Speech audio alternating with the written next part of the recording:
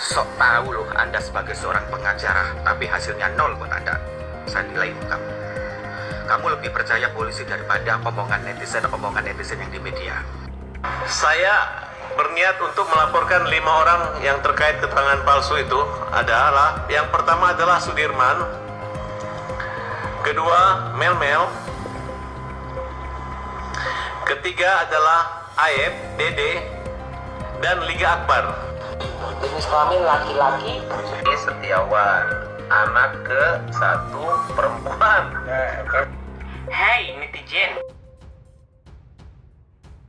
Yaudah guys, kembali lagi di channel Update Seleb bersama aku Indra Khotiba. Oke, seperti biasa kalau di video kali ini kita akan mengikuti kelanjutan dari kasus Vina ini.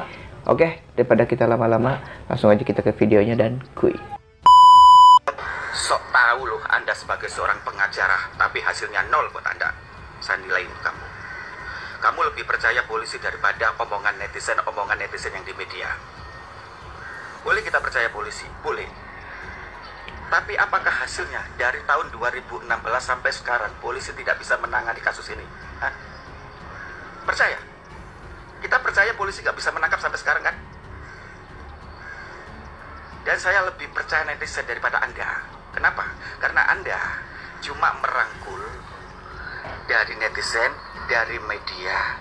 Anda merangkul, Anda bukan mencari jejak rekam, jejak mensiasat. Anda cuma mencari jejak rekam di para netizen, mensiasat informasi yang dari netizen, iya kan? Jangan bijak lo, ya. Kalau kamu sebagai seorang pengacara, cari jejak rekam sendiri, bukan mencari jejak rekam dari para netizen. Jangan sepelekan netizen. Netizen selama ini membantu pihak kepolisian, membantu Anda juga mencarikan informasi rekam jejak buat polisi dan buat Anda. Paham? Jangan sok tahu kamu itu. Kalau kamu sebagai pengacara hebat, buktikan. Bisa nggak kamu? Nyatanya sampai sekarang kamu tidak bisa menyelesaikan kasus ini kalau tanpa bantuan para netizen. Fakta ini. Kamu cuma merangkul jadi satu omongan netizen, jejak rekam netizen menguliti para pembunuh itu. Begitu juga polisi. Polisi cuma bisa merangkul, menjadikan satu bukti dari omongan-omongan netizen. Paham Anda? Jaga omongan Anda ini, jangan menyemelekan netizen, jangan meremehkan netizen yang memberikan informasi. Sedikit banyak netizen ini memberikan informasi kepada polisi dan juga Anda buat cari kerja, paham, untuk menyelesaikan kasus ini. Buktikan kalau Anda bisa menyelesaikan kasus ini dalam jangka berapa hari. Bisa nggak kamu? Jaga omongan. Iya, benar ya guys ya. Kalau misalkan netizen itu ada saat ini bisa membantu ya dari polisi maupun hakim. Banyak netizen juga nggak dibayar, cuman tekad niatan sendiri langsung mencari bukti, habis itu diupload di media sosial, bukan hanya untuk sekedar mencari sesuatu gitu, bukan untuk hanya sebagai pembelaan diri. Benar kata bapak ini ya kan, kita itu harus lihat rekam jejaknya untuk menjadikan sarana sebagai penguak bukti. Oh, itu maksudnya ke bupati bang, kirain ke Bu Yudi ya bang. Yaudah bang ya, minta maaf ya bang ya. Kita bareng-bareng aja, kita dampingi Bu Widya untuk kasus Vina Cirebon ini agar terungkap gitu ya bang ya. Saya yakin kasus ini ada sangkut pautnya saudara Sambo dan kasus Kapolri yang korupsi 200 berapa tuh nggak salah, triliun apa miliar tuh. Nah, ini akan seru ini bang kalau saya lihat ya bang ya. Iya. Di berita ini kita drama apa ini Kapolri ini.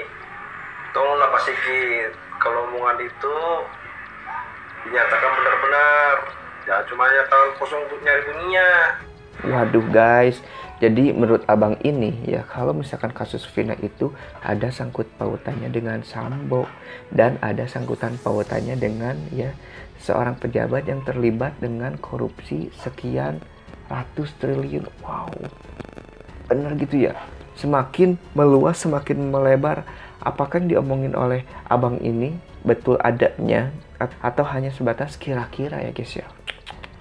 Saya berniat untuk melaporkan 5 orang yang terkait keterangan palsu itu adalah yang pertama adalah Sudirman, kedua Mel, ketiga adalah Aep, Dede, dan Liga Akbar. Nah, saya berniat. Jadi Om Farad Abbas ini guys akan melaporkan terkait saksi palsu yang akan dipidana. Di antaranya Sudirman, Memel, Aep, Dede, Liga Akbar ya. Full senyum 15 tahun ke depan, dapat makan gratis. Ya iya ya.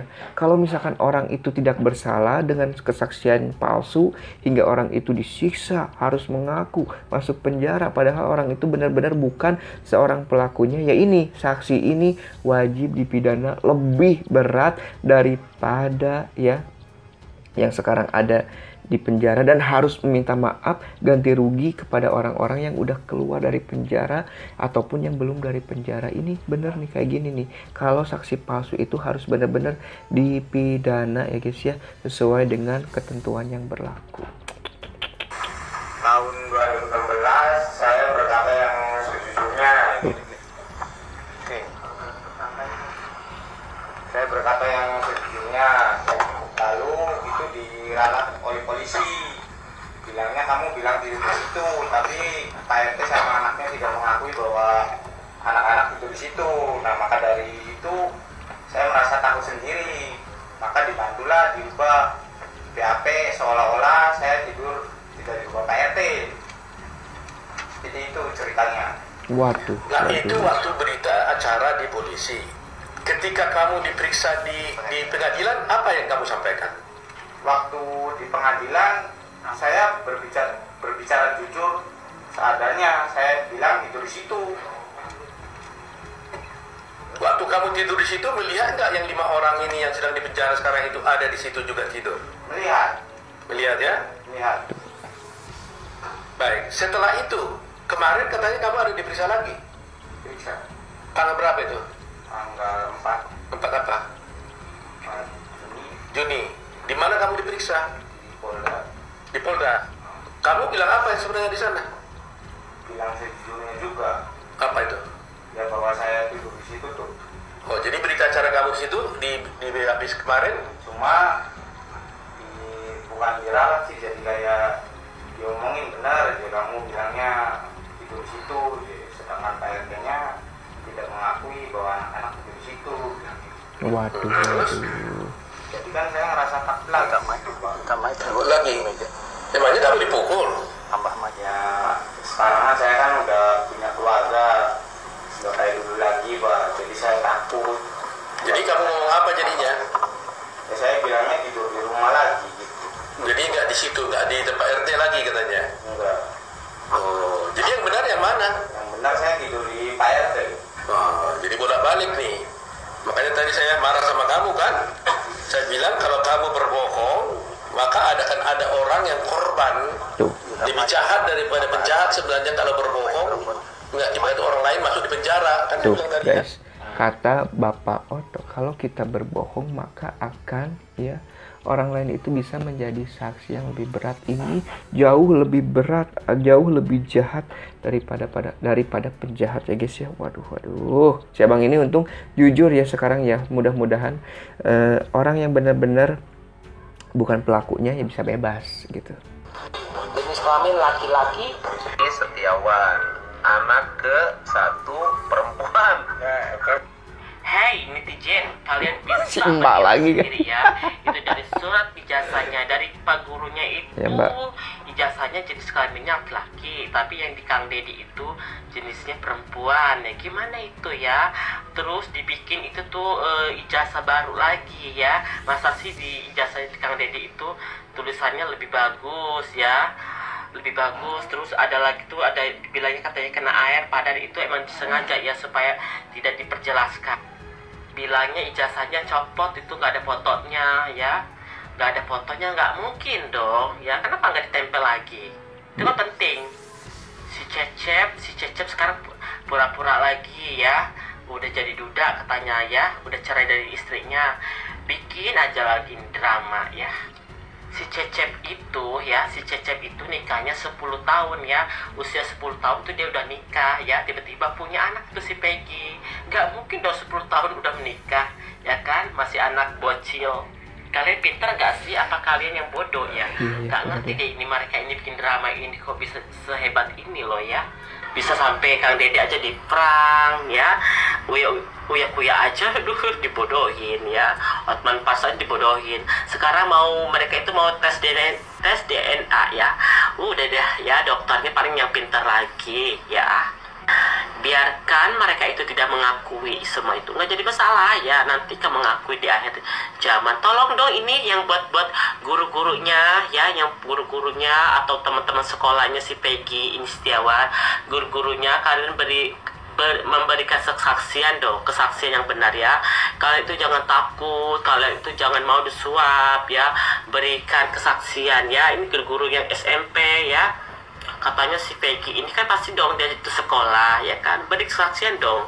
Apa betul itu dia anaknya si Cecep? Apakah benar itu dia kuli bangunan ya? Kuli bangunan glowing banget ya. Katanya ngojeknya cuma sekali doang. Nggak punya motor katanya, nggak punya handphone kok dari dulu foto-foto ya, dari dulu foto-foto selfie ya, punya foto gabung sana sini ya, ketemuan sama geng motor yang lainnya. Nggak mungkin dong cuma ngebonceng doang, nggak mungkin dong cuma numpang foto-foto doang ya. Actingnya pintar banget ya, dari ade lah segala macam. Kok adenya lebih punya motor daripada kakaknya gitu, kok adenya punya handphone daripada kakaknya. Drama keluarga Cemara ini luar biasa loh ya, keren banget ya. Gimana dong ini ya, kasusnya nggak kelar-kelar.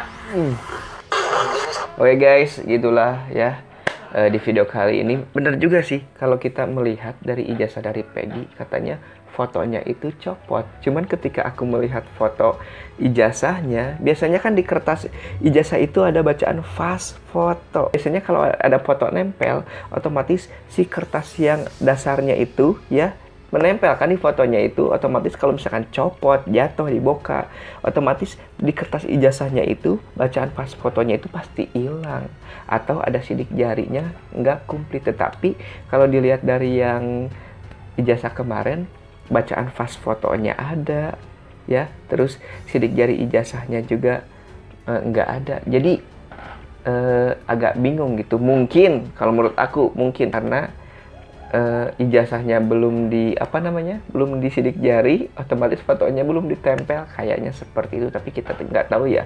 Tapi masalahnya itu ijazahnya itu masih ada di sekolah dan harus ditebus. Kenapa kemarin ijazahnya udah ada di rumah? Waduh, makin pusing guys ya.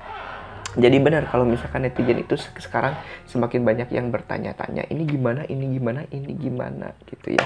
Oke guys, mungkin liputannya cukup sekian. Saya Dapat Dewa pamit. Wassalamualaikum warahmatullahi wabarakatuh dan ciao.